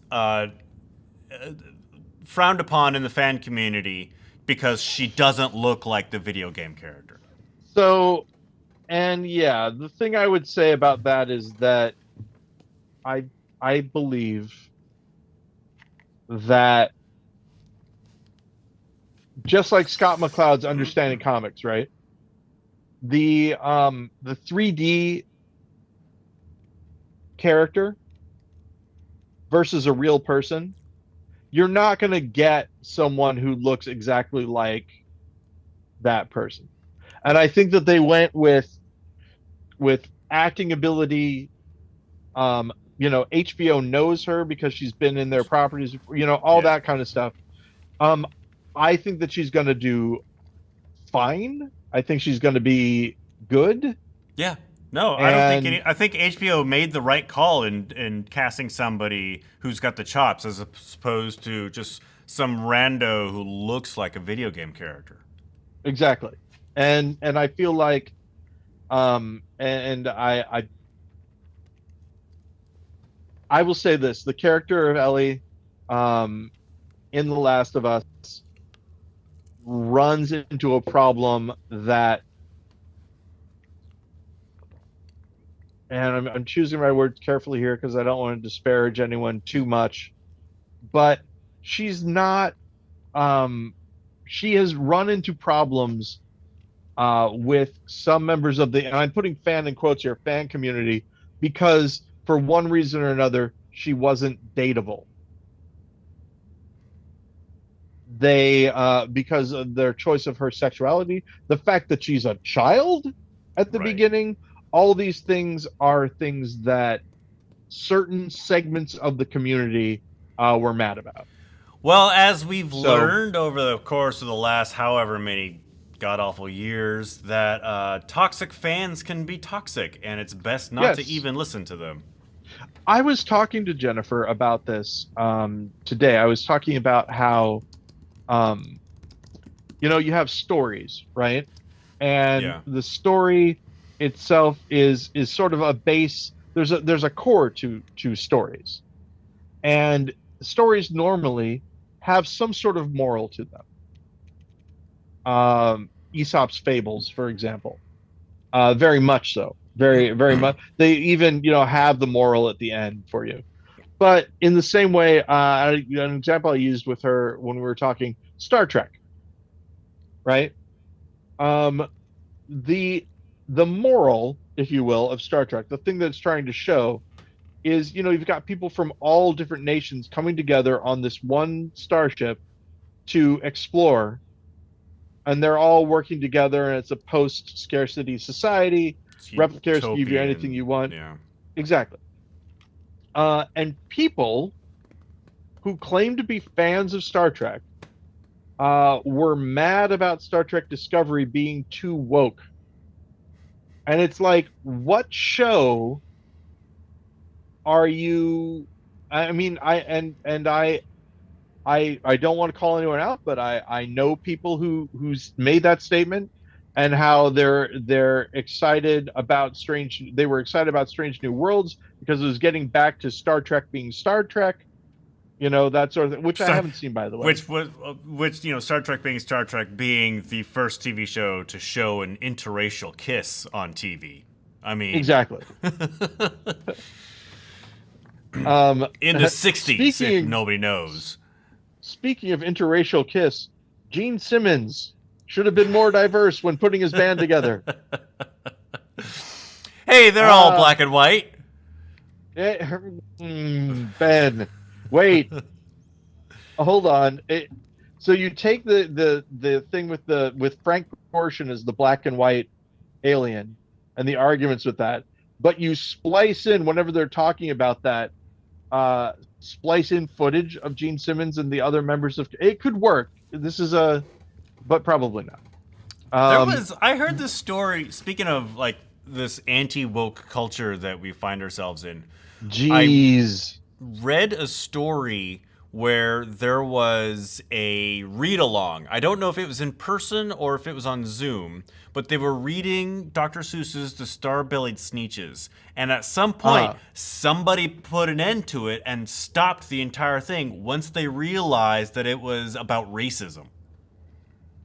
Really? Yeah.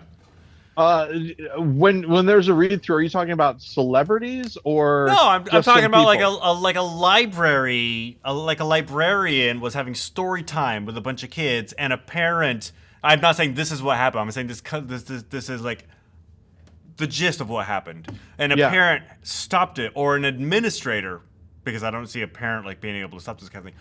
The administrator of the library, who like maybe subscribes to like Ron DeSantis's anti-CRT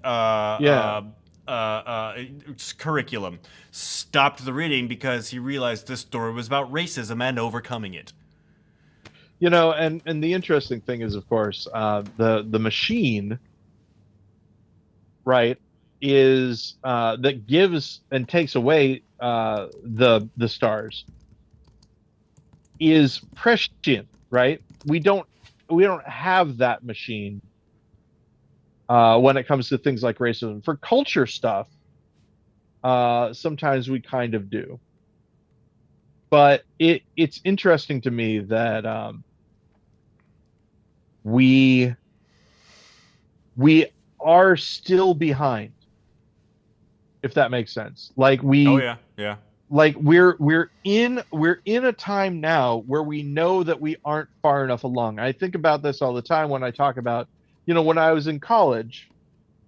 I've talked about this before, but I went to the University of Missouri Columbia, and at the time that I was there was a theater program and there was a black theater program. And the reason there had to be a black theater program is because black students were not cast in the main stage shows at that time. In order for them to get the the stage time that they needed, they put together this other program, and at the time,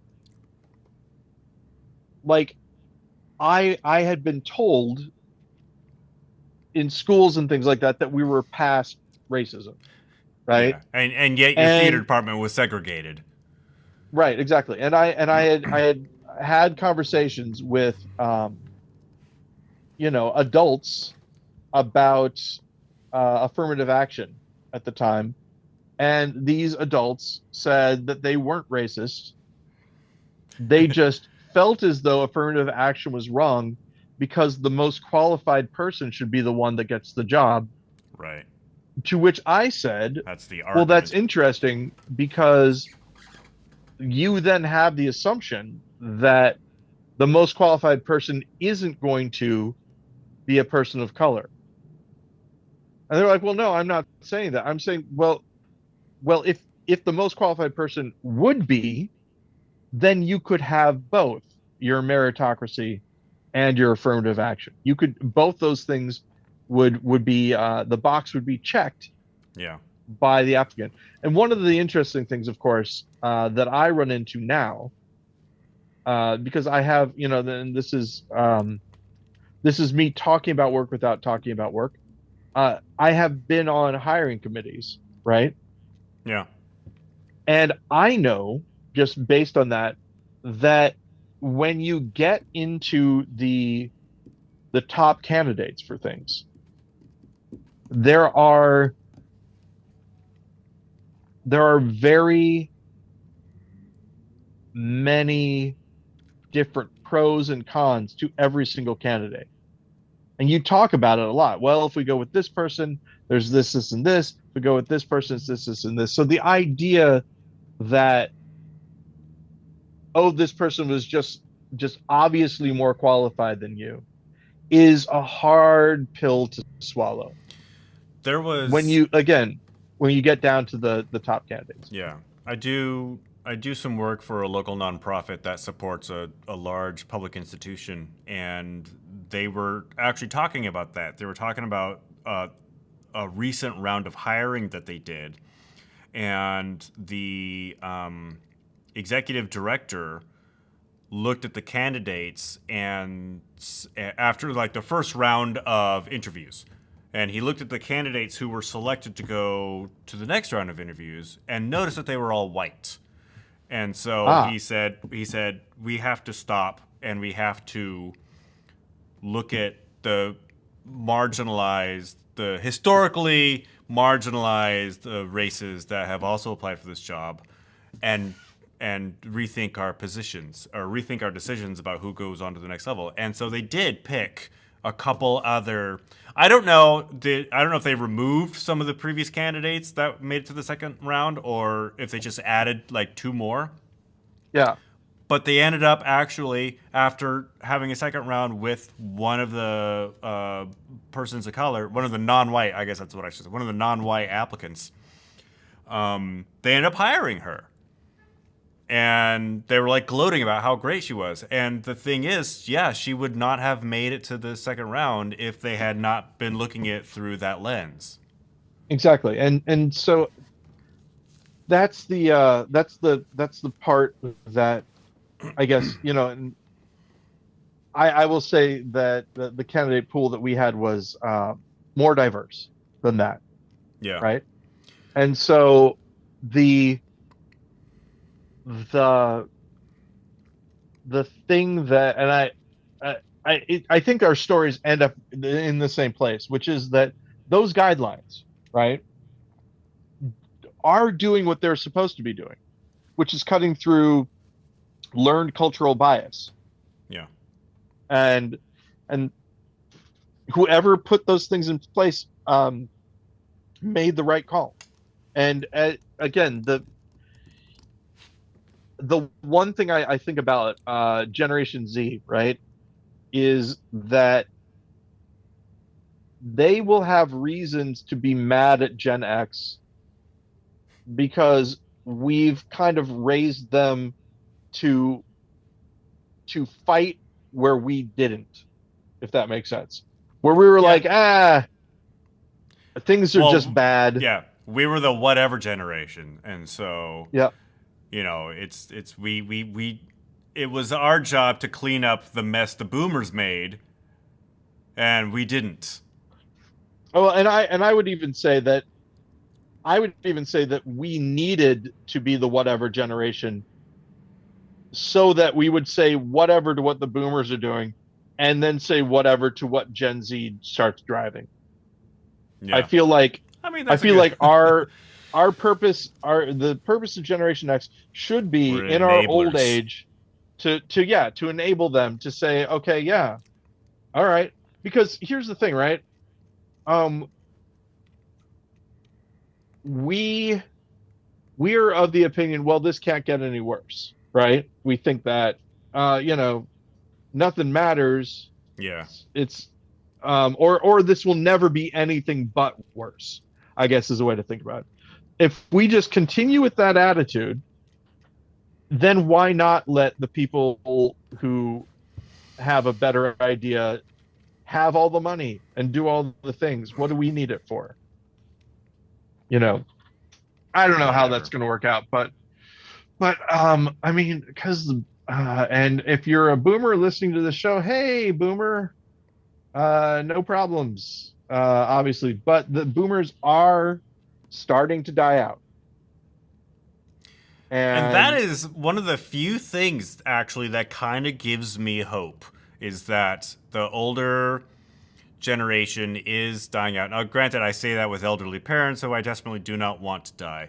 But along with that, the trend of people moving further religiously and further to the right as they get older is slowing down. yeah, I will say that my parents. So I've got it's a weird situation. I feel like so let's see. When is the could you see when does Generation X start? It's in the mid 60s sometime. Let me look it up. Because all right, so my biological father, my adopted father is a member of the silent generation, which is crazy. Um, 65. It's mid 60s where somewhere, but like generally 65 to 80. okay, so 73 minus 73 minus 16 is 57. 57. Yeah. So I guess my biological dad is a boomer, but we're right on the cusp. Oh, We're right.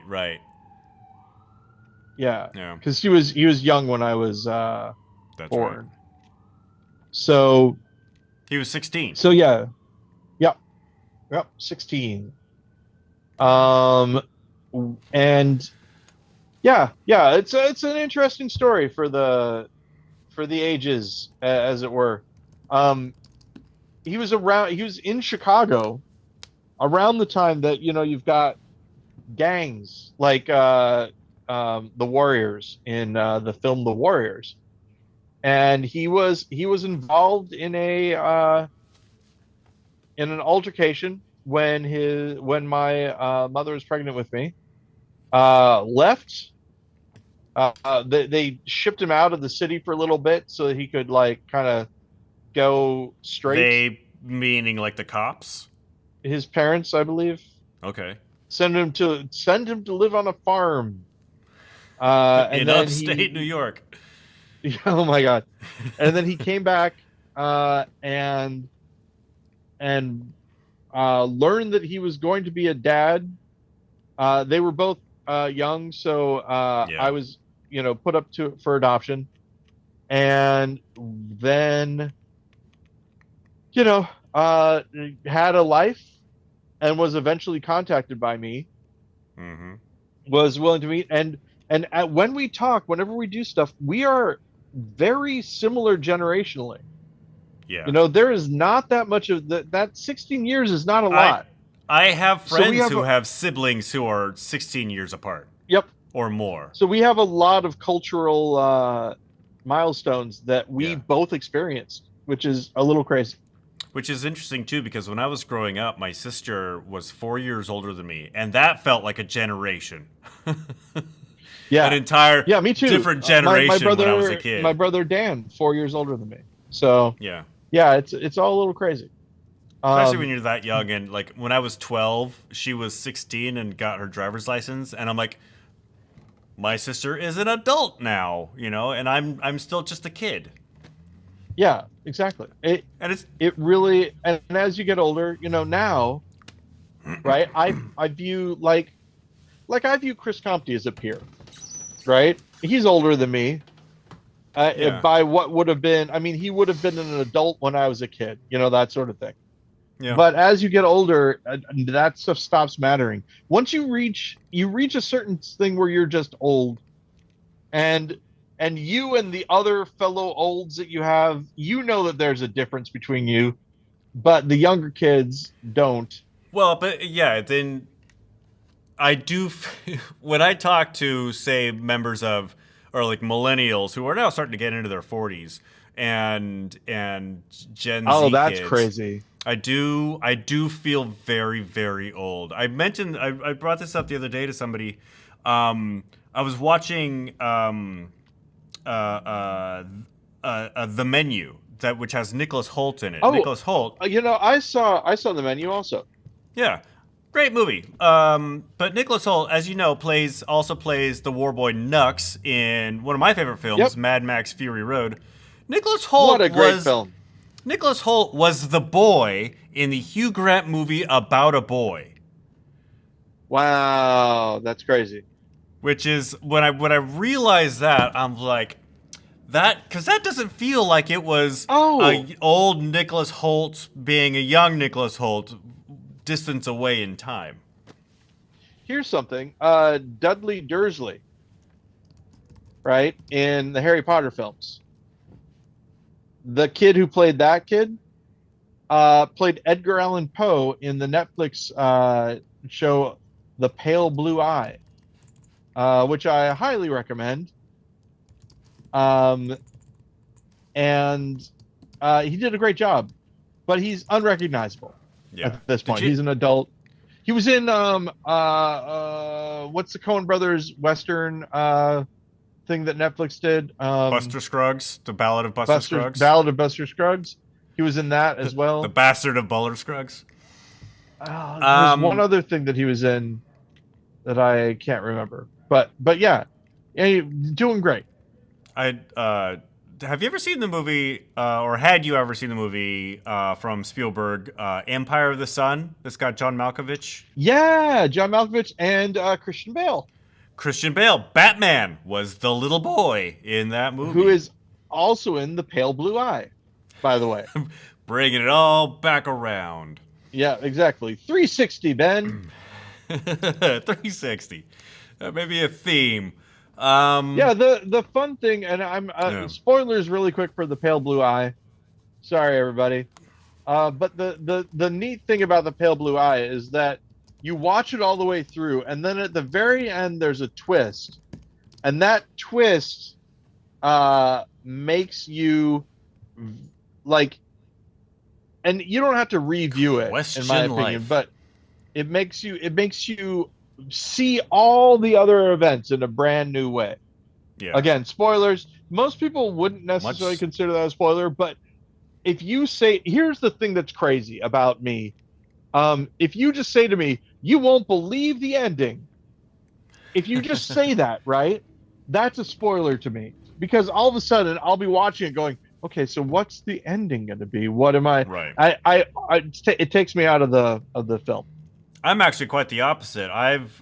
If you mention a spoiler to me, unless it's like right before I watch something, chances are I'm gonna forget what you said.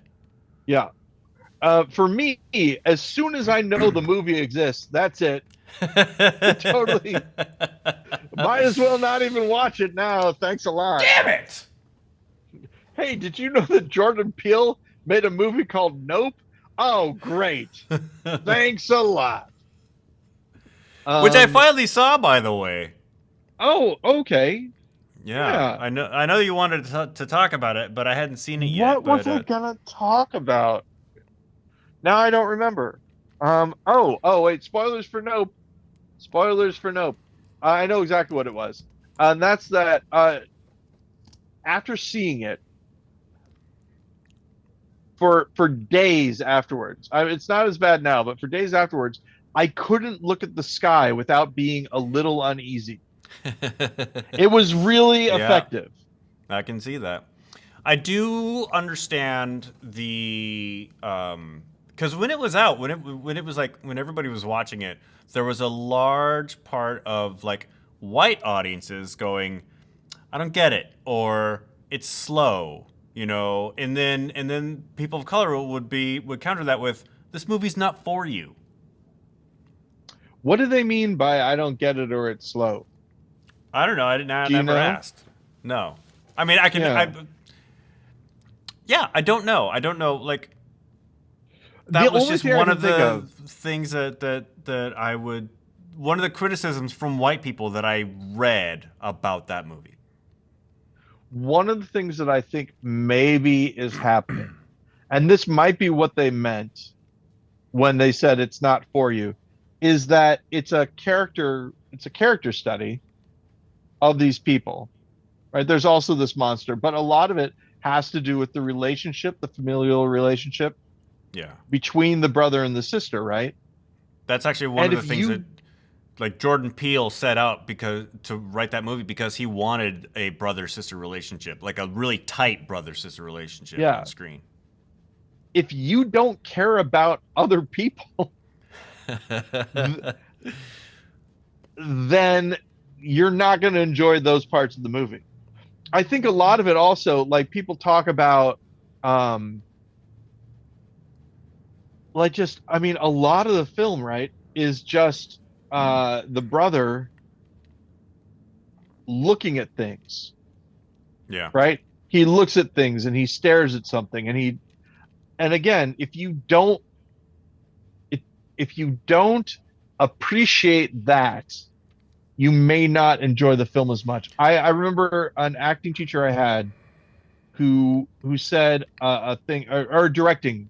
He was an acting teacher and a directing teacher. This was in a directing class. He for the first 5 minutes of the class, he just sat there. And then Maria he said Abramovic style. he exactly, yes. And he said just observing a human being is fascinating. Yeah. If that human being lets you in and allows you to see them as they really are, it's mesmerizing. And that's really what you're doing as a director is you're putting the people in a situation where you will want to watch them. So for me, watching that actor, because Daniel in my Kaluuya. head, watching him observe what's happening and looking at things and all that was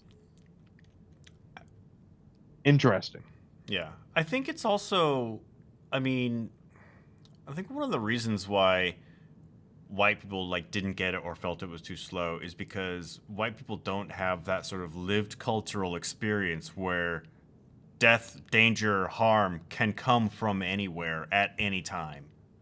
Yeah. There's a guy I went to college with. I went to the University of Missouri, Columbia, and at the student newspaper and at the radio station. And there was a guy who was like around those areas. His name was Paris, and he talked about something that later on I saw like a stand-up comic do, but I believe that I heard it from him first, where he was like, I don't know any black person who bungee jumps because bungee jumping was a famous thing. He's like, you don't need any artificial danger in your life. Yeah. I don't need to pay to feel like I could be hurt, and that stuck with me as well.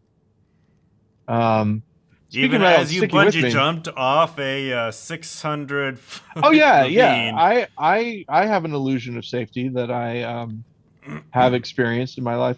It is funny. I think you've been in a situation like this too before in your life. I have been in multiple situations where I felt as though I could die. And I was in one situation, I think I mentioned this before, in camp where I actually was held underwater until I passed out. And I came to.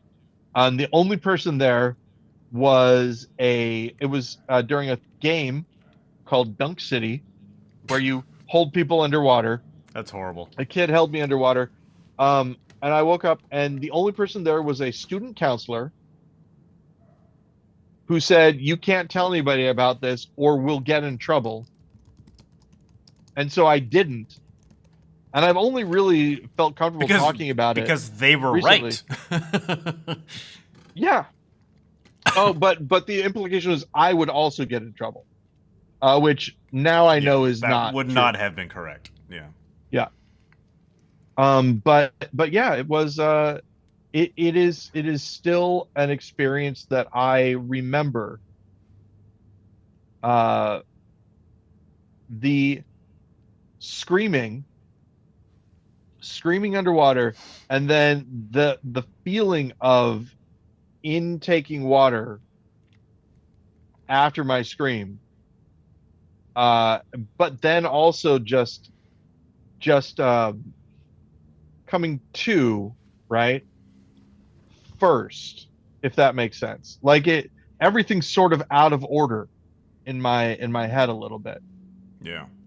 Because and there's another period of time that I talk about in A Glitch in the Matrix where I kind of came to after a break, like a sort of a psychotic break.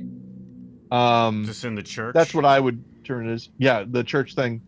And then there's another one where I was at a church social thing at my old religious school where I bit into a helium balloon and inhaled a whole bunch of helium all at once, like just a huge chunk, and it all went in. And I came to then. Now, when I think about it, I I put all those things in chronological order, but at the times when I came to, the only way I can describe it, it was like the first time that I had ever been alive. You respawned. Basically, yes, respawn, and then all of a sudden I would come back into Yeah. consciousness, and then Your in memory dream would load. times, yep, in dream times it's the exact opposite. When I become conscious in a dream, uh, everything has been fine and progressing normally, and then all of a sudden I wake up in the dream and I realize that everything that I was remembering up to that point is kind of fabricated. So it's again sort of the exact opposite. The all of a sudden coming into reality, and the all of a sudden fakeness, realizing that everything around me is a facade. Then yes. Everything's fake. Nothing is real. It's all made up. Look, what I'm saying is that you and I have already done a good job with GudeLaurance, but the goal of every human being is to become fictional, because a fictional human being outlasts and outlives a real human being. Speaking of outlasting and outliving, we're coming to the end of this hour. Paul, do you want to? Cause we sort of teased what at the beginning of this episode. What would be the twist at the end? Oh, the twist at the end is, of course, that we are doing 2 episodes back to back, because Ben is going to be away. Ben, where are you going?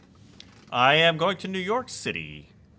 New York City. And so next week, there will actually be another episode related to this one, because we had to record these at the same time. So enjoy that, ladies and gentlemen. And Ben, that's all I have to say on the subject. We'll talk to you next week, and keep it wrong. Keep it wrong, Paul. I'll talk